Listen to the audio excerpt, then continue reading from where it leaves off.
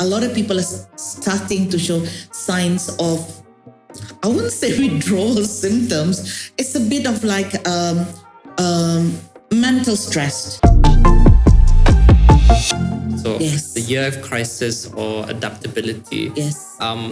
In this day of age, on top of COVID and how young people should adapt, or at least be, in the words of the ability to be resilient and future ready. Yes. How do you see young people can apply that specifically, especially in this time where what was in 2035 isn't so far off, and perhaps a bit of a teaser on what you might be sharing next month. Okay, let me see. We're not having to give or let the cat out of the bag, so we say. Sure.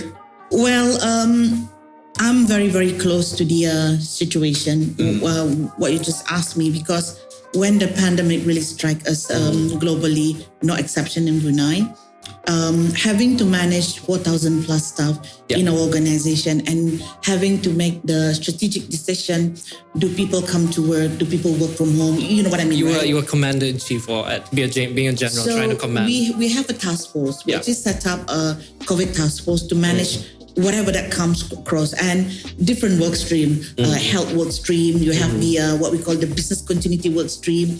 We have the people work stream, even accommodation, SOPs, you name it. It's part of the bigger picture of business continuity. But the one thing, if anything, that I would like to really touch upon while we're still riding this tide of SOPs and having to be very cautious in what we do, it's not over yet, right? I mean, a vaccine is available, but there'll still be borders is not open yet. We're still executing our SOPs to be very careful and mindful of what we do in public. Then the things that I really want to touch upon is, because some organizations are still exercising working from home, remote working. So on a continuous, initially it's a novelty. People loves it, because especially with schooling being virtual, parents felt what a blessing to work from home. While I'm working from home, I'm also able to take care of my kids, virtual learning and things like that. But as the time ticks and gets longer and longer, and a lot of people are starting to show signs of, I wouldn't say withdrawal symptoms. It's a bit of like mental stress.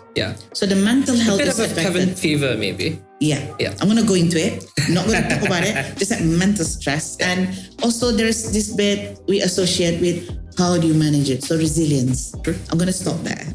Okay. Because that's a teaser, right?